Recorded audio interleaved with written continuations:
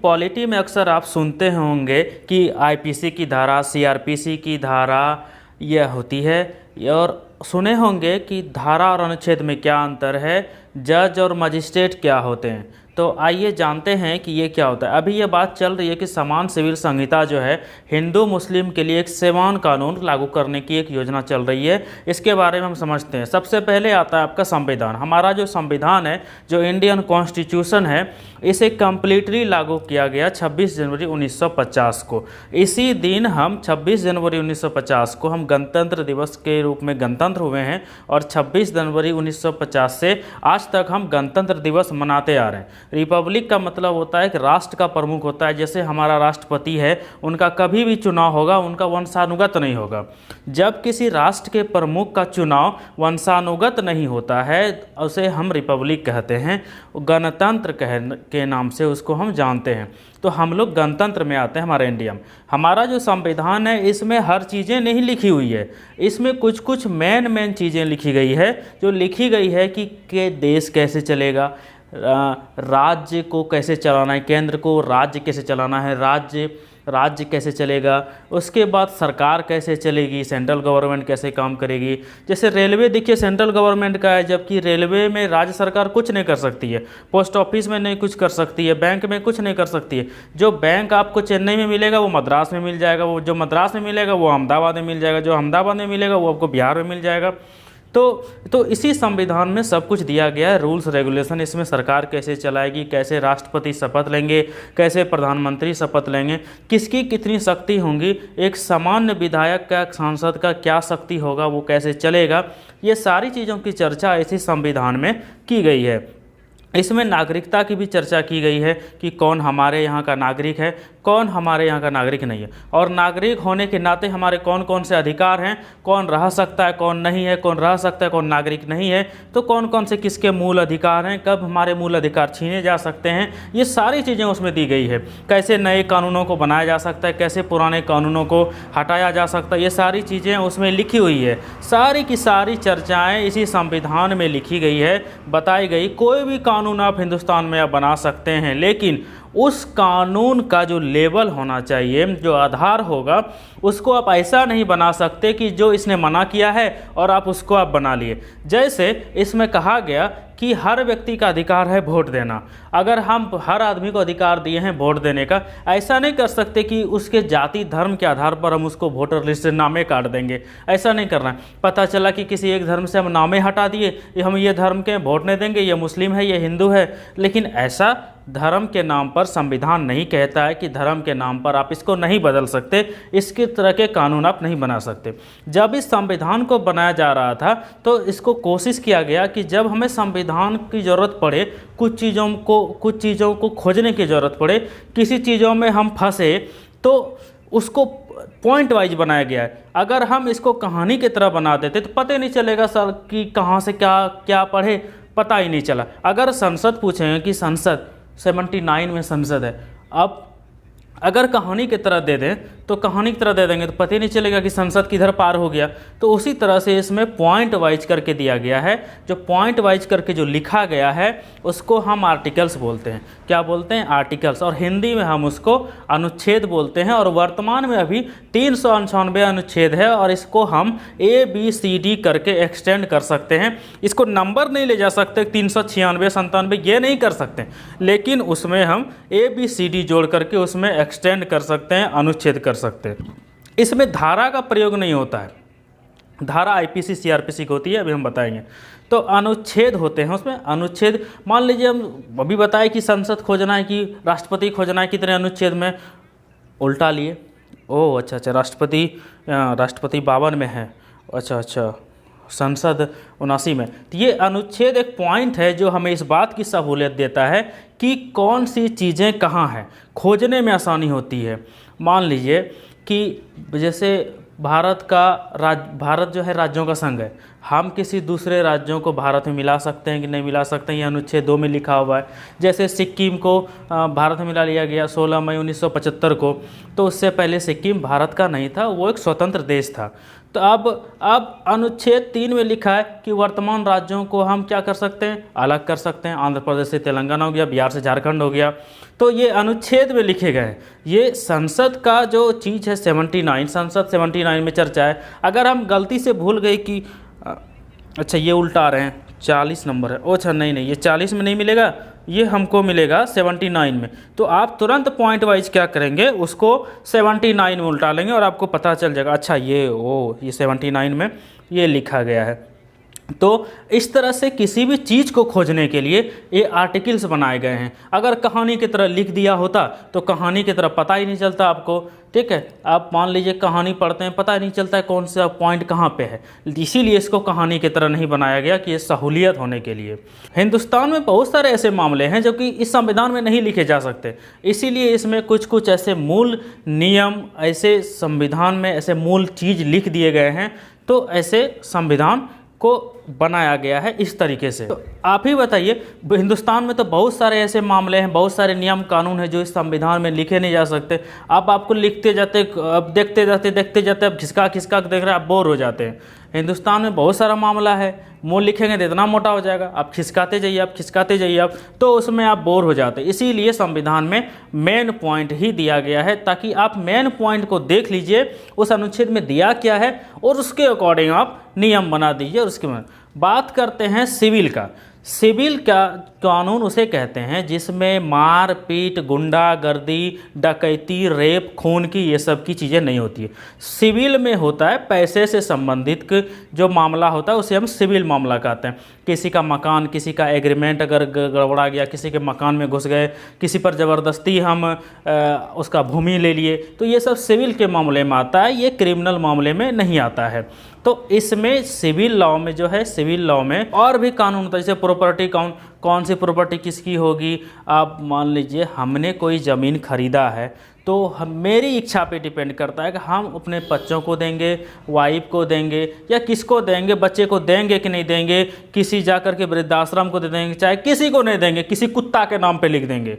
लेकिन अगर हमने कोई पेरेंटल प्रॉपर्टी मिली है, जो पैतृक संपत्ति है, जो हमारे पिताजी के पिताजी या दादा छोड़ के गए हैं, वो प्रॉपर्टी, उसमें मेरे जो पुत्र हैं, सुपुत्र, उनके बराबर अधिकार हैं, इस तरह के नियम हो जाते हैं, उसको बोलते हैं हम प्रॉपर्टी लॉ। उसमें प्रॉपर्टी लॉ में वो सारी चीज़ें आ जाती है। ये भी सिविल का मामला है। अब आइए law of contract. Law of contract भी होता है, उसमें कोई कॉन्ट्रैक्ट साइन हो जाता है कि चलिए आपके यहाँ हम 2 साल का हम काम करेंगे, 1 ही महीना में हम भाग रहे हैं, तो लॉ ऑफ कॉन्ट्रैक्ट होता है। इसके अंदर एग्रीमेंट होता है, तो कितने का एग्रीमेंट किसके साथ हो गया, अगर वो तोड़ देता है तो आप क्या सज़ा दीजिएगा। तो उस पे नियम है कि अगर मान लीजिए कि 1 लाख के कॉन्ट्रैक्ट तोड़ेंगे कितना फाइन लगेगा, 2 लाख का कॉन्ट्रैक्ट तोड़ेंगे तो कितना फाइन लगेगा। तो ये लॉ ऑफ कॉन्ट्रैक्ट में लिखा गया है। जैसे संविधान एक किताब है, उसी तरह ये सब की भी एक किताब है। प्रॉपर्टी लॉ हो गए, सिविल लॉ हो गए, तो इस तरह से अलग अलग चीज़ों को अलग अलग किताब में बांट दिया गया है कि प्रॉपर्टी के लिए ये बुक है और सिविल लॉ के लिए ये बुक है। और सबसे पुरानी जो किताब है वो लॉर्ड कॉर्नवालिस के समय से जो चलती आ रही है वो है मुस्लिम पर्सनल लॉ। मुस्लिम पर्सनल लॉ देखिएगा, और Hindu personal law. Hindu court भी अलग होता था, मुस्लिम कोर्ट अलग होता था। अब ये मुसलमानों के लिए पर्सनल लॉ है, हिंदुओं के लिए पर्सनल लॉ है। मुस्लिम पर्सनल लॉ मुस्लिमों पर लागू होते हैं केवल, और हिंदुओं पर हिंदू पर्सनल लॉ हिंदुओं पर लागू होता है। जैसे स्पेशली हम 2-3 चीज़ हम बता देते हैं कि यहाँ पर तलाक काफ़ी सिंपल है। तलाक 3 बार बोल दिए, जिसका बहुत मिसयूज होने लगा था, उस पर नियम भी बन गया। व्हाट्सएप पे लिख के भेज दीजिए, फेसबुक पे लिख के भेज दीजिए तलाक तो हो गया तलाक। हिंदुओं में भी तलाक है, लेकिन देखिएगा हिंदुओं में तलाक लेना बहुत कॉम्प्लिकेटेड है, लोग जल्दी तलाक नहीं ले पाते। अभी जो वर्तमान बातें चल रही है कि हिंदू पर्सनल लॉ हटा करके मुस्लिम और हिंदू का लॉ हटा के एक देश का एक कानून बना देते हैं, जिसको समान सिविल संहिता कहते हैं। और लोग कुछ लोग इसका विरोध भी कर रहे हैं। उसमें क्या है कि ख़त्म नहीं किया जाएगा, एक कॉमन नियम बना जाएगा कि जिसका वायोलेशन नहीं हो। आप अब देखिए, जैसे मुस्लिम में तलाक लेना काफ़ी आसान है और हिंदू में तलाक लेना थोड़ा टफ है। तो अभी जो कोर्ट बनेगा उसमें क्या है, तलाक ख़त्म नहीं होगा।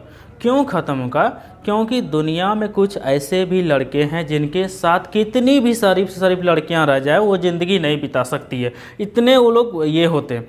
अब इतने कुछ इतने खच्चर टाइप की लड़कियां भी होती है जो कि किसी अच्छे लड़कों के साथ ज़िंदगी नहीं बिता सकती, क्योंकि बातों से अगर आप कोई समझ सकता है तो बांसुरी बजाने वाला जो भैया कृष्ण भगवान हैं वो महाभारत नहीं करवाते। कुछ लोग ऐसे होते हैं जो सुधर ही नहीं सकते, और वैसे लोगों के लिए ये तलाक की जो नियम है वो हैं, मुस्लिम के लिए अलग है और हिंदुओं के लिए अलग है। मुस्लिमों के लिए थोड़ा आसान है, हिंदुओं के लिए थोड़ा कॉम्प्लिकेटेड है।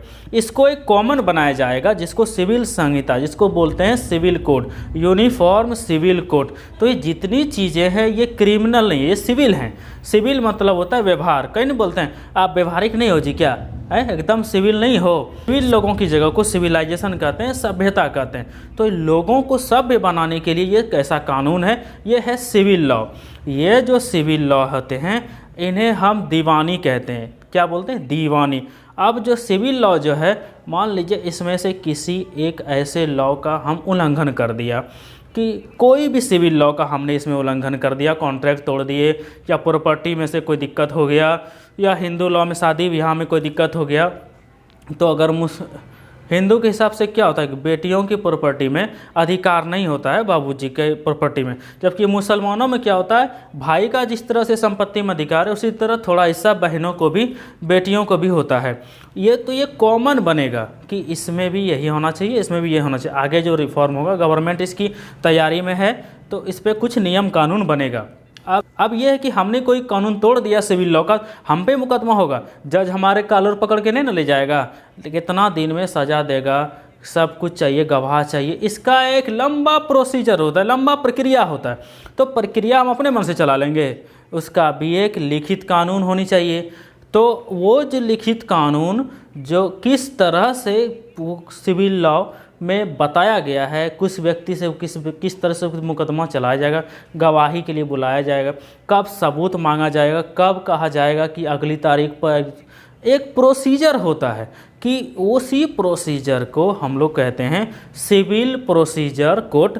उस प्रोसीजर के लिए जो किताब है, उस प्रोसीजर के लिए भी किताब है, नहीं तो सब वकील बोलेगा ये हमारा प्रोसीजर, ये हमारा प्रोसीजर, ये हमारा प्रोसीजर, तो ऐसा नहीं होगा। कब उसे गवाही के लिए बुलाया जाएगा, कब सबूत मांगा जाएगा, कब कहा जाएगा अगली तारीख कब होगी, कब, एक प्रोसीजर होता है ना, कि उसी प्रोसीजर को हम लोग बोलते हैं सिविल प्रोसीजर कोड, CPC। उस प्रोसीजर के लिए भी किताब है, नहीं तो सब वकील बोलेगा कि ये मेरा प्रोसीजर, ये मेरा प्रोसीजर, ये हमारा प्रोसीजर। तो एक नियम कानून होना चाहिए, एक नहीं होना चाहिए।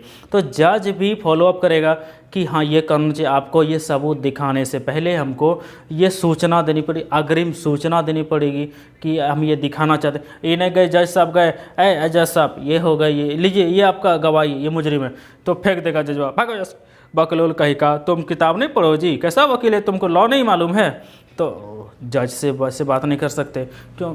इसीलिए कोई आम आदमी जज से बात नहीं कर सकता है, क्योंकि वकील को प्रोसीजर पता होता है। तो नियम कानून होता है कि सीधे जज को नहीं कर सकते, उसके लिए पेशकार होता है, एक नियम होता है, एक कानून होता है। तो सिविल मुकदमे के निपटारे के लिए जो नियम कानून होते हैं उसी को हम बोलते हैं सिविल प्रोसीजर कोड, जिसको हम CPC के नाम से जानते हैं। इसी सिविल प्रोसीजर कोड के तहत अगर आप किसी नियम का वायोलेशन करते हैं, किसी नियम का उल्लंघन करते हैं, तो आपके ऊपर मुकदमा चलेगा। कितने साल में फैसला होगा ये डिपेंड नहीं करता है, कब आएगा, एवो करेगा कि नहीं आएगा, कोर्ट कचहरी का मैटर बहुत लंबा चलता है।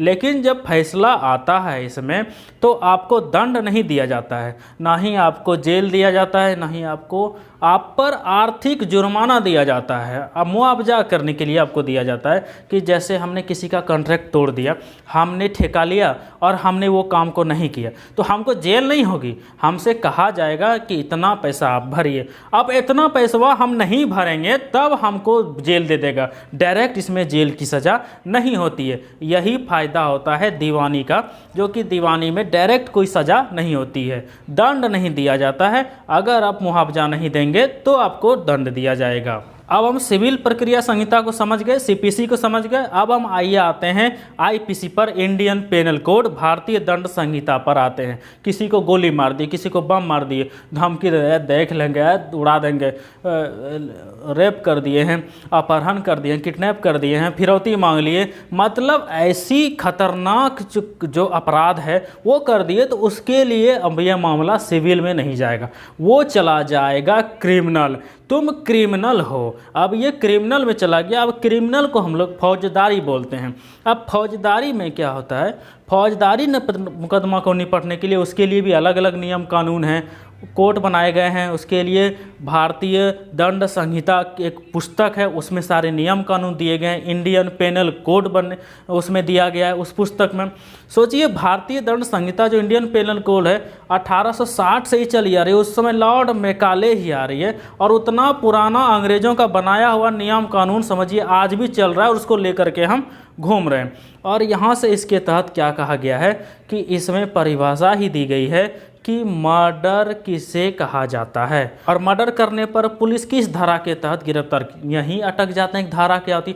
जिस तरह से हमारे संविधान में पॉइंट टू पॉइंट बातें लिखी गई थी जिसको हम अनुच्छेद बोलते थे, उसी तरह से आईपीसी में पॉइंट टू पॉइंट चीज़ लिखी गई है। तो वो जो पॉइंट टू पॉइंट बातें लिखी गई है, मर्डर क्या है, डकैती क्या है, रेप क्या है, तो उसको कहानी की तरह नहीं लिखेंगे, पॉइंट टू पॉइंट लिखेंगे। तो इसी इंडियन पेनल कोड में आईपीसी की जो वो पॉइंट है, उस पॉइंट को हम धारा बोलते हैं। उस पॉइंट को हम क्या बोलते हैं, धारा। क्या बोलते हैं, धारा। उसको हम अनुच्छेद नहीं बोलेंगे, उसको हम अनुच्छेद नहीं बोलेंगे, इंग्लिश में बोलेंगे सेक्शन उस या धारा। संविधान में कोई चीज़ अगर हमको खोजना होता है तो हम आर्टिकल खोजेंगे, अनुच्छेद खोजेंगे, लेकिन आईपीसी में हम क्या खोजेंगे, धारा खोजेंगे, सेक्शन कर देंगे। अब देखेंगे मर्डर किया है, मर्डर के लिए ओ अच्छा ये मर्डर के लिए ये वाला खोजना है, तो मर्डर के लिए खोजेंगे कि हाँ ये मर्डर का सेक्शन है। तो इसमें भी कई सारे पॉइंट हैं, जैसे संविधान में 395 अनुच्छेद थे, यहाँ पर भी धाराएँ हैं। यहाँ के सर अलग अलग पॉइंट हैं उसके, तो बहुत सारे पॉइंट हैं। मर्डर के लिए अलग है, रेप के लिए अलग है, इसमें भी पॉइंट है। इसको हम बड़ा घटा सकते हैं ज़रूरत के हिसाब से, कि जिस नियम की ज़रूरत पड़े। जैसे संविधान में 395 अनुच्छेद था, आईपीसी में 511 पॉइंट है, जिसको हम बढ़ा सकते हैं, घटा सकते हैं ज़रूरत के हिसाब से। जैसे हम साधारण सी बात बताते हैं कि मान लीजिए आपने किसी को गोली मार दी, किसी को मारे तो उसको बच गया, किसी तरह बच गया, तुरंत जाके पुलिस बोलेगा हमको मारा था, हमको हत्या की कोशिश किया था, तो 307 धारा लगाएंगे। हम मारे टपक गया तो 302 लगेगा। ये सब क्या है, धारा। जैसे बलात्कार के लिए अलग लगता है, 376 हो गया, 377 हो गया। अब 376 377 आप जानते हैं, जैसे 376 बलात्कार में लगता है, 377 जैसे अप्राकृतिक यौन संबंध हो गया, किसी ने गैंग रेप कर लिया, तो ये अप्राकृतिक कृत्य जो अननेचुरल कृत्य है, मतलब रेप कर देना, गैंग रेप कर देना, ये 377 हो जाता है। बलात्कार करना 376 में आता है, अननेचुरल हो जाता है 377। तो ये सारी इस प्रकार की जो धाराएं हैं, जब एक्ट पढ़ाएंगे ना, जब एक्ट पढ़ाएंगे तब बताएंगे ये क्या होता है। अलग अलग से अलग अलग सारे एक्ट को हम बताएंगे, छोटा छोटा एक्ट करके, तो आपको पता चल जाएगा कि ये सारी धाराएं वगैरह क्या होती है। तो इस प्रकार की जो धाराएं हैं, ये अनुच्छेद नहीं, ये धाराएं हैं। संविधान में अनुच्छेद होते हैं और आईपीसी सीआरपीसी में सेक्शंस होते हैं। ये जो धारा, ये केवल पुलिस के काम आते हैं। आप किसी को गोली मारे, वो बच गया, वो पुलिस में जाके बोला कि ये हमको मारने का कोशिश किया, 307 की धारा के तहत आपको गिरफ्तार कर लिया। मान लीजिए मर्डर हो गया, 302 के तहत आपको गिरफ्तार कर लिया। गिरफ्तार कर सकती है, लेकिन पुलिस सज़ा नहीं सुना सकती है। पुलिस इन धाराओं के तहत आप पर चार्जशीट लगा देगी कि ये इसलिए पकड़ाया है, जैसा आपको दे देगी। अब आप कोर्ट में चला गया, वो न्यायिक प्रक्रिया में चला गया। अब आगे की प्रक्रिया कोर्ट में चली जाएगी। अब इसी सब धारे को बोलते हैं ताजीरात हिंद। उर्दू में इन सब धाराओं को बोलते हैं ताजीरात हिंद। किसी स्टोरी या किसी फिल्म में देखते होंगे ताजीरात हिंद की दफ़ा 302 के तहत आपको मुजरिम करार दिया जाता है। आप ये सब देखें, मुजरिम करार दिया, अब आपको सज़ा सुनाएगा कि कितना साल का सज़ा होगा, कितने साल आप जेल में रहिएगा। तो आईपीसी केवल आपके अपराध की परिभाषा है, और वो पुलिस को ये अधिकार देता है कि इस आईपीसी के धारा के तहत आपको गिरफ्तार किया जा सकता है। संहिता का मतलब होता है नियम कानून। दंड के लिए जो नियम कानून है वो हो गया दंड संहिता। चुनाव के लिए क्या हो गया, आचार संहिता। और शादी ब्याह के लिए क्या हो गया, शादी ब्याह संहिता। ये आपको सुनते होंगे संहिता की, संहिता में से होता है कानून। जो मान लीजिए पुलिस मर्डर कर दिए और मर्डर आईपीसी की धारा 302 के तहत आपको पुलिस गिरफ्तार कर लेती है, उठा लिया पुलिस, आपको गिरफ्तार कर ली, अब आपको कोर्ट में प्रस्तुत कर दिया जाएगा। यहाँ पर भी उसमें नियम कानून होते हैं। पुलिस रिमांड पर देगी कि जुडिशियल रिमांड पे देंगे, तो सबूत कब आएगा, गवाह कब आएगा। जो पहले से लंबित है, पुलिस अरेस्ट की है किसी को तो थोड़े ही 24 घंटा से ज़्यादा रख सकती है। पुलिस 24 घंटा से ज़्यादा अपने पास तो रख नहीं सकती है, उसको तो जेल में दे देगी। और जेल ये अलग डिपार्टमेंट है। जेल तो भैया जेल पुलिस को कोई लेना देना नहीं है। वहाँ जेल में जाएंगे तो खाना कौन सी खाएगा, खाना पीना खिलाइएगा कि नहीं, तो खाना पीना वहाँ पे एकदम मौज वाला मिलता है। जो कोर्ट जो क्रिमिनल को लेके आती है, वो कोर्ट के क्रिमिनल के लिए भी अलग प्रोसीजर है कि कब ये क्रिमिनल के लिए भी एक अलग प्रोसीजर अपनाना पड़ता है। कब ये सबूत देगा, कब इसको गीता या कुरान पर हाथ कलका के कसम खिलाएंगे, कब इसको भेजेंगे, कब इससे पूछेंगे, तो एक प्रोसीजर होता है। बहुत 4-5 साल लंबा हो जाता है। कोर्ट कचहरी का चक्कर कहाँते हैं ना आप लोग, कोर्ट कचहरी का चक्कर बहुत लंबा होता है, चले जाएगा 30 साल 40 साल, तब तक वो खा करके मोटा आ जाता है, एकदम भौंड आ जाता है मोटा करके। तब तक सिविल मुकदमे के लिए सिविल प्रोसीजर है, सिविल के लिए हम लोग सिविल प्रोसीजर अपनाए थे। उसी तरह क्रिमिनल के लिए हम लोग क्रिमिनल प्रोसीजर कोड अपनाएंगे, जिसको हम लोग बोलेंगे CRPC, उसे हम कहेंगे CRPC। उसको हम CRPC जो होता है वो बहुत कोर्ट के काम में आता है, कोर्ट की प्रोसीजर की कार्यवाही में वो काम आता है, कोर्ट में काम आता है CRPC। आपने सुना होगा किसी समझिए किसी फिल्म में देख लीजिएगा। अब है कैदियों के लिए और जजों के ऊपर भी एक प्रोसीजर होता है, जिसे हम बोलते हैं क्रिमिनल प्रोसीजर कोड, जिसको CRPC बोलते हैं। CRPC क्रिमिनल मीन्स CR मतलब क्रिमिनल, P मतलब procedure, C means code. CRPC होता है। इसमें भी अनुच्छेद नहीं होता, इसमें भी सेक्शन होते हैं, इसमें भी धारा होते हैं। आप मान लीजिए कोई आदमी जेल में है, दरोगा आके कहेगा जज साहब हम इसको पुलिस रिमांड पे लेना चाहते हैं, जो जज झाड़ देगा चोटा कहीं का, जब अरेस्ट किया था तब क्यों नहीं पूछा था इसको पूछताछ करने के लिए। अब हम इसको न्यायालय के अंडर आ गया है, अब ये जुडिशियल कस्टडी में है, न्यायिक हिरासत में, न्यायिक रिमांड में। अब तुम इसको नहीं ले जा सकते हो, अब इसको जेल में डालो। जेल में कोई नहीं, जेल में एकदम मस्त मस्त खाना मिलता है। जेल तो एकदम आराम की ज़िंदगी है, आराम से बैठिए, आराम से खाइए पीजिए, मस्त रहिए। अगर आप ग्रुप बना के नहीं रहिएगा तो मार खा जाइएगा। वहाँ पे भी ग्रुप चलता है, जेल में भी ग्रुप चलता है, वो बाद में बताएंगे कभी। अगर जेल में इस सब की परेशानी नहीं है, एकदम आराम से वहाँ लगेगा ही नहीं कि कोई क्रिमिनल आया है। क्रिमिनल प्रोसीजर कोड में ये भी बात है कि अगर पुलिस जो है कि अगर इन्वेस्टिगेशन में आपको पूछताछ के लिए मांगना चाहती है, तो कोर्ट से कहेगी जज साहब जो कैदिया है ना आपके पास, जो आप जेल में रखे हैं, वो न्यायिक हिरासत में है, उसको जेल से मंगा करके पुलिस रिमांड में रख दीजिए। अगर भेज दिया जुडिशियल रिमांड से पुलिस रिमांड में, तो उसको तो थूर कूच देता है, कूट देता है उसको, जितना जो धोएगा ना। फिर उधर से फिर जब घूम करके आएगा कोर्टवा में, तो जज के सामने कुछ नहीं बोलेगा। पिटाई नहीं थी जी, क्या पिटाई थे? नहीं, जहाँ बोल दिया कि हाँ पिटाई किया था, फिर गया फिर धोएगा।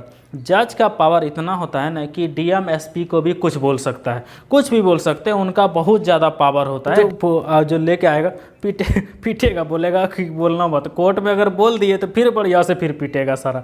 ये जो प्रोसीजर होता है ना, ये पुलिस के पास ये वाला प्रोसीजर नहीं होता है।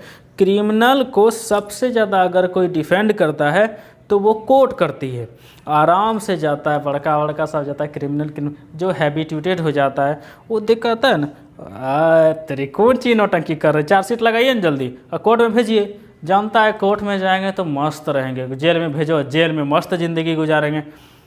आप पुलिस जांच पड़ताल करते रहेगी। आप देख रहा है क्राइम है, आप 3 साल जेल में रहिए, मस्त ज़िंदगी काट रहा है जेल में।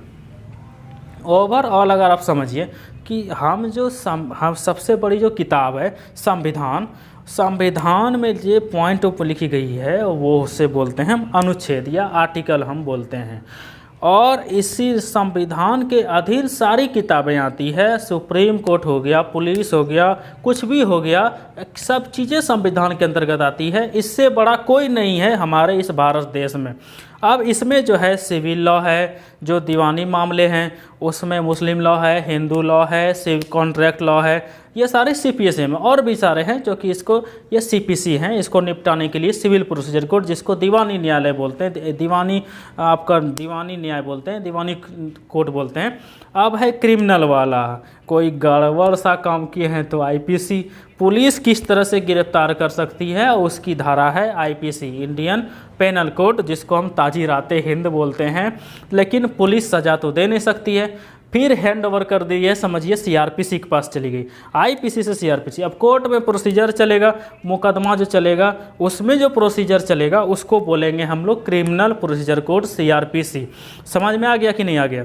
तो इस किताबों से कुछ कुछ पॉइंट टू पॉइंट है, मान लीजिए सीपीसी, सीआरपीसी, आईपीसी में जो पॉइंट टू पॉइंट जो चीज़ें दी गई है वो है आपका, उसको हम बोलते हैं धारा, और संविधान में जो पॉइंट टू पॉइंट दी गई है वो बोलते हैं आपको अनुच्छेद। अब आपको पुलिस स्टेशन में अगर आपको पुलिस थाना लिखाना है, कोई केस करना है, कोई सनहा लिखना है, सीआरपीसी, आईपीसी और संविधान तीनों के बारे में हम आपको बता दिए कि संविधान में अनुच्छेद होता है, आईपीसी में सेक्शंस होते हैं, सीपीसी में भी सेक्शंस होते हैं और सीआरपीसी में भी सेक्शंस होते हैं।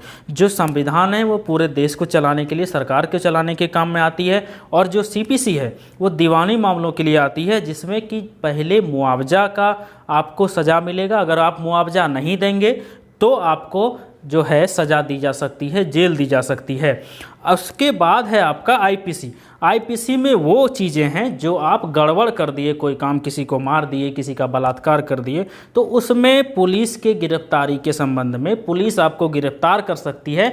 इस संबंध में उसमें सेक्शंस दिए हुए हैं, और वो सारे सेक्शंस पुलिस को अधिकार देते हैं कि आपको उस सेक्शन के अंतर्गत गिरफ्तार किया जा सकता है। अगर आपने हत्या की है तो 302 के तहत पुलिस गिरफ्तार करेगी। अगर आपने हत्या की कोशिश की है, किसी को गोली मार दी है, किसी को मारने की कोशिश की और वो जिंदा बच गया, तो आपको धारा 302 के तहत आपको धारा 307 के साथ धारा 307 के तहत आपको गिरफ्तार करेगी। बलात्कार कर दिए तो 376 के अंतर्गत आपको गिरफ्तार करेगी। गैंग रेप कर दिए और प्राकृतिक यौन बंद करवा दिए तो ये आपको धारा 377 के तहत गिरफ्तार करवाएगी।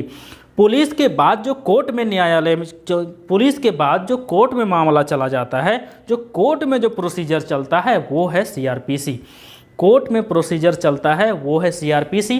पुलिस जिस अधिकार से आपको गिरफ्तार करती है वो है आईपीसी, और दीवानी मामलों के लिए है सीपीसी। तो ये सारे तीन चीज़ों को आप ध्यान में रखिएगा। हम इसके बारे में फिर बाद में चर्चा करेंगे। सीआरपीसी, आईपीसी, संविधान, सारे के संविधान के अनुच्छेदों की चर्चा करेंगे, आईपीसी की धाराओं की चर्चा करेंगे और सीआरपीसी की धाराओं की चर्चा करेंगे। विस्तृत चर्चा करेंगे हम इस पर। आप बने रहिए हमारे साथ, पढ़ते रहिए और जानकारी लेते रहिए। जो यूनिक जानकारी है वो मैं आपको देते रहूँगा। अगर आप सभी ने, किसी ने भी हमारे चैनल को सब्सक्राइब नहीं किया है तो आप जल्द से जल्द सब्सक्राइब कर लीजिए, ताकि आपको एक अच्छा सा ज्ञान मिल सके, एक अच्छा ज्ञान मैं आपको दे सकूं। चलिए, आप सबों का बहुत बहुत धन्यवाद, बहुत बहुत आभार आप सभी का। नमस्कार, बाय।